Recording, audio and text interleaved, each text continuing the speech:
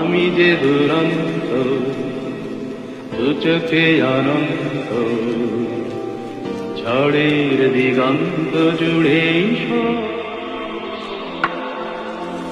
তুমি তো বলনি মন্দ, তবু কেন প্রতিবন্ধ?